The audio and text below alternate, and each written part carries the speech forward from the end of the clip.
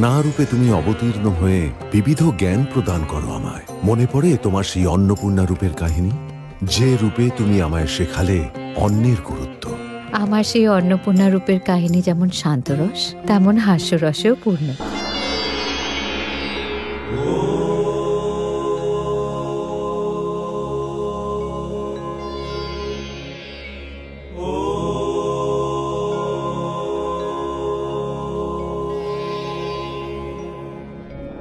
আহারের সময় আগত দেব। দেখো নাকি দেবী, আমি সমাধিতে লীন। মায়ার জগৎ ওই সামান্য ক্ষুধার সত্যবিহীন, জ্ঞান ক্ষুধা মহা সত্য, অন্য ক্ষুধা নয়।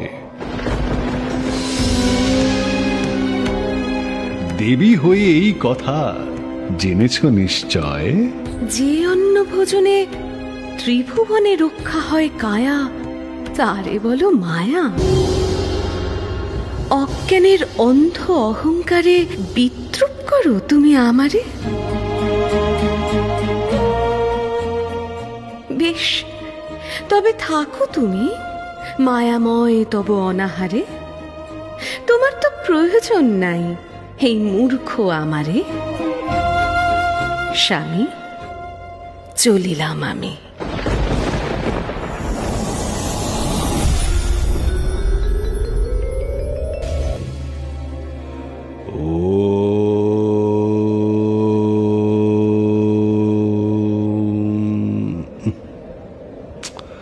একই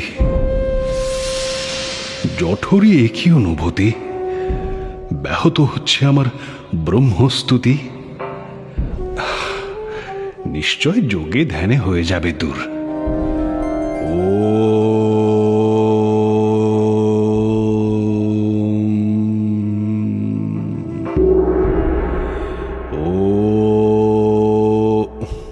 না, করিতে তো হবে এই অন্ন ক্ষুধা দূর।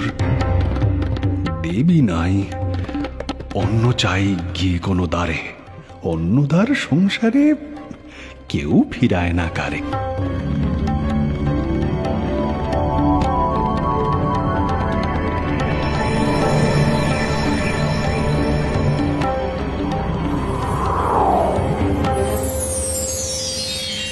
অন্নপাত্র শূন্য পড়ি, শূন্য অন্নগোলা, বাতাস ভরে না আর ব্যঞ্জনের ঘ্রাণে।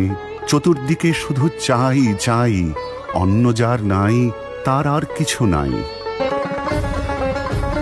জ্বলে যায় জঠোর, দেবী তুই কি কঠোর। ভুল বুঝেছি রে বার, অন্ন যে প্রয়োজন সবাকার। অন্ন নয় মায়া, অন্নের বিনা ধ্বংস সকল কায়া।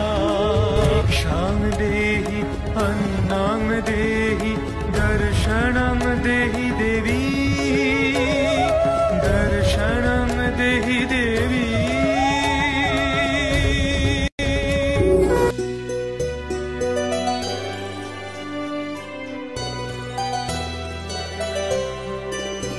আমি অন্নপূর্ণা, মোর যত সন্তান আমার নিকটে তারা সকলে সমান। আমি অন্নপূর্ণা, মোর যত সন্তান আমার নিকটে তারা সকলে সমান। তরু সে তো ফল ধরে সবার লাগিয়া, আমার হইতে কেহ ফিরে না মাগিয়া। অন্নপূর্ণা, আমি অন্নপূর্ণা।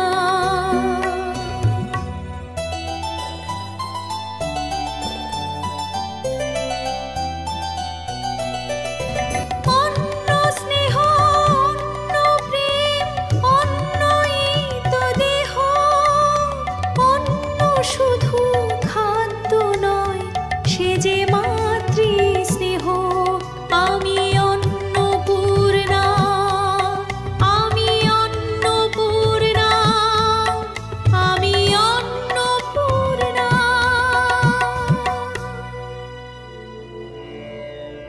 अन्नपूर्णे सदा पूर्णे शंकर प्राणवल्लभे ज्ञान वैराग्य सिद्ध्यर्थं भिक्षां देहि च पार्वती। পুরাণে আছে কাশীতে সতীর মুখমণ্ডল পড়েছিল, সেই গৌরীমুখ তীর্থে মায়ের অধিষ্ঠান।